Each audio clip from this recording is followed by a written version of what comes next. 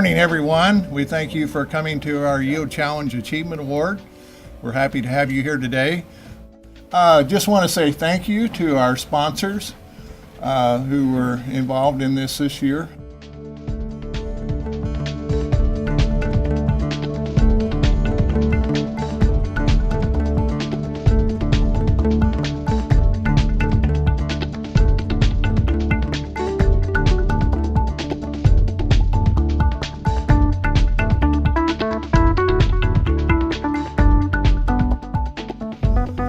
The purpose of Yield Challenge was to help Illinois soybean achieve a goal of 600 million bushels by 2015, 2020.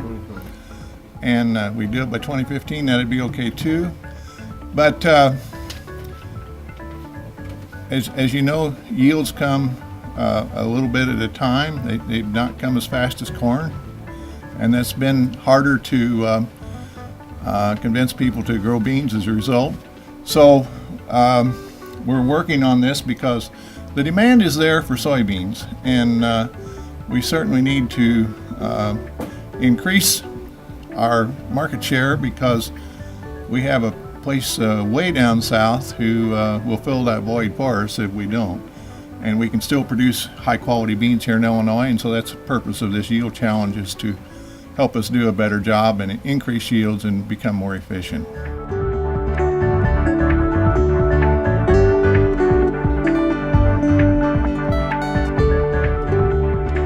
Welcome everybody. I appreciate you showing up today, and we've had a very interesting year.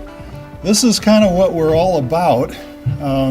This is an example of one of the teams that threw together what they were having a result from, and you see that they put some extra inputs into this and they got some sort of dramatically bigger yields. But the real question is, are we going to be making a little bit more benefit out of this? Is it going to pay for itself? And so I thought this was a way that this kind of illustrated that while the profit didn't increase as rapidly, you can see there was some significant profit here by increasing yields. What we want to do here is we want to learn something from the yield challenge. And that's what we've been trying to do here for 3 years. It's gone under some transformations, some fine tuning, and we do a little bit different every year. So this is something that's been growing as we've been learning ourselves how to run it, and we've gotten a lot of good input from people. What we're trying to do is have something that's a lot more than a contest, and we also want something that's going to lead to profits. We've had a lot of people involved in this, and this is why it's a rather unique program. It's not just a contest, it's where we've involved people from academia, we've involved people from the actual supply side of this, the different people that are supplying products that we can use. Some of them are just techniques and different practices that we can use. And we're getting this through retailers that have an interest in trying to do things for their customers, ultimately down to the farmer. These are some of the categories. These are not exclusively what people are doing out there, but these are some general categories where most of what's going on fits into these things here. So you can see people are exploring everything from tillage all the way through different products that they might use, down to how they finally record this information at harvest time. So these are all areas that have some input in data and in testing. We've been on a road here, and starting in 2012, it looked like we were on a really good path to some unusual development. First year we had over 120, about 124 different finished side-by-side plots. Last year we had, and last year being 2011, we had over 200. And this year we had indications that we were going to have over 300 plots. And then it wasn't very funny because something happened there in the middle of the season, and it really put a lot of stress on soybean growers. What happened, of course, you guys have experienced it with all the pain, and that's when it quit raining. Some of these people said, is this going to give us any good data? Are we doing this for any good reason? Are we throwing good money after bad? What are we really going to achieve out of this? And we had people that didn't even harvest crops, so we understand that was a pretty legitimate question. So we really have to figure out, was this going to be a season when we learn something? From that 300 plots, we had over half of them that I don't have data on yet. But it's been a pretty interesting year. We've learned an awful lot this year from those plots that were engaged, and those that gave up some of those I think are feeling kind of bad now that they didn't put some more investment into protecting that crop, into mitigating some of the stress levels and so on. The bushel range, you can see we had some pretty low yields.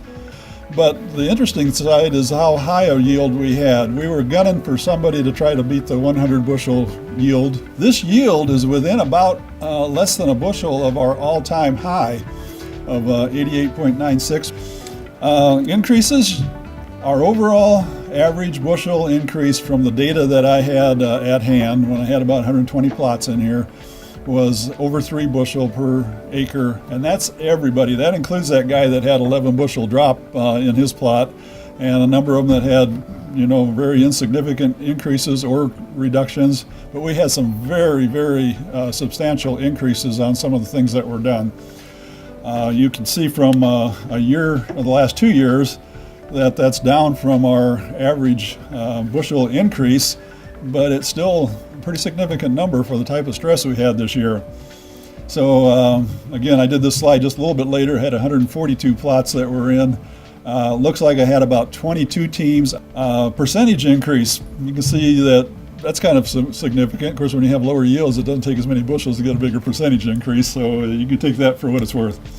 And you can see here that we had some substantial increases. Some people like to throw out the top one and the bottom one and things like that, saying, well, those are kind of unusual, and they may be. We don't know what all contributed to this without going into the data a little bit deeper. You can see we had a lot of substantial increases here, and this is just the top 10 on bushel increases.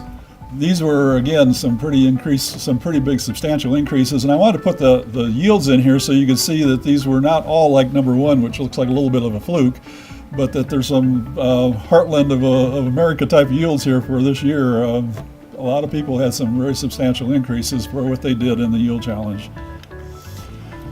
So how was 2012 different? We had a lot more companies partnering with yield challenge teams. So there were a lot more things going on. A lot of companies were bringing products that we had not seen before, so we had a lot more diversity in our products.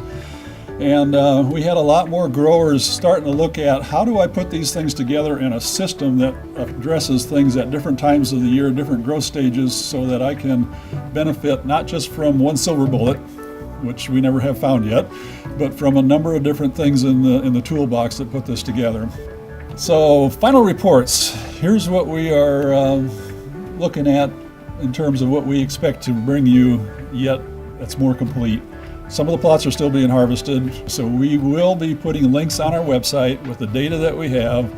We will be working with analysis that we will also be putting into PDFs and some information that's easy for you to grasp, but there's also going to be an opportunity for you to grab this whole pile of data and manipulate it the way you want. We're going to notify the captains of the teams by email when this is happening, but you can also check this website, periodically through the middle of December area and see when we can start getting things to you. We'd like to have, just real briefly, some different guys tell you what the Yield Challenge has meant to them. A farmer, a sponsor, and a retailer.